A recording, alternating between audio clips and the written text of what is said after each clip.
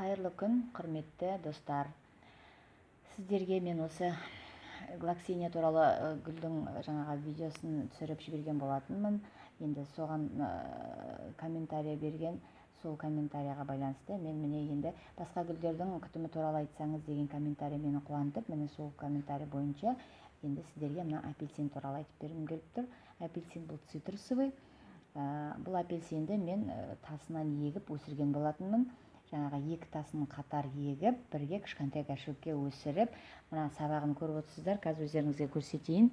Мына сабағы өріліп, айқастырып өсіргім келді. Бұл видеоны мен ютубтан, фикустан көргенмін, және шифлера гүлін тоже осылай айқастырып, байлап өсірген. Сөйтіп менде осы апельсинмен жасаймын деп ойлаған жоқпын, бірақ енді соны жасадым. Және сол үйлескен сияқты деп отырмын. Өзім жаңағы сабағы айқасып, міне осындай өсіп келе жатыр. Міне осындай биіктікке дейін көтерілді. Бұл өте үлкен терек болады. Енді әлі гүл берген жоқ, ештеңе ондай болған жоқ. Егер гүл беріп жаңағы тағы да өзгерістер болатын болса, мен сіздерге видеоға түсіріп көрсетемін.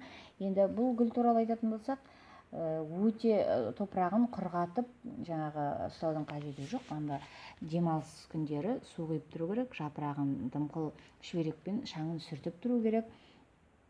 Сонда бұлар жаңағы жақсы ауа бөледі. Жапырағы шаң болмау керек, су шашып, жапырағын дымқылдырып сүртіп тұру керек, су құйып тұру керек, сосын қауыстып тұру керек, тамырына жаңағы ауа барып тұру керек, бұның қауыстып тұру керек. Бұның астында пенопласта или керамзит жаңағы тастар сондай болу керек. Мен бірақ көбіне көп пенопласт қалтқы салам. Қалтқы жаңағы астында, горшоктың астында өзінің тесігі бар ғой, судың ағып кететін. Сол тесігін жаңағы сол тесік арқылы су ағып кетеді. Сонда пенопласты артық влаганы ұстамайды, суды ұстамайды. Сол себептен егер астында бұның жаңағы пенопласты болмаса, керамзит болмаса, астына су жиналады да тамыры шірейді. Ол барлық гүлдерге байланысты. Тамыры шірейді. Сол себептен гүлдің топырағының астына, горшоктың түбіне ең бірінші жаңағы керамзит тастар. Енді ол супермаркет дүкендерде сатылады. Ол қымбаттау болар. Жаңағы әркім өзінің жағдайына қарай. Қалтқы деген, енді қалтқы строительный көп қой, любой жерде жаңағы тауып аласың ғой қалтқыны. Қалтқы жеңіл. Сол қалтқыны салған дұрыс. Қалтқыда жақсы көмектеседі. Сол қалтқыны астына салып, топырағын салып, жаңағы егіп, мынандай қылып, міне өсірдім. Сіздерге осы апельсинді қалай сабағын өріп өсіргенімді осылай сіздерге көрсеткім келді.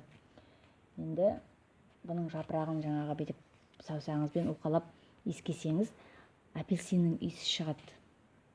Мына жапырағы кәдімгі жылтырап әдемі болып тұр. Экранды жақындатып көрсетші.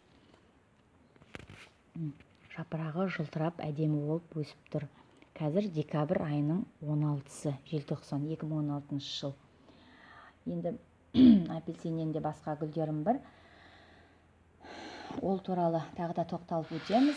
Енді келесі видеомда сіздерге мына жакаранды туралы айтқым келеді. Байланыста болыңыздар, байланысты үзбеңіздер. Келесі видеомда сіздерге осы жакаранды туралы айтам. Жакаранды бұнында мен тұқымнан еккен болатынмын. Қазір осындай биіктікке дейін өсті. Бұған тек 1 жыл болды. Сау саламатта болдыңыздар. Алла амандығын берсін. Кездескенше.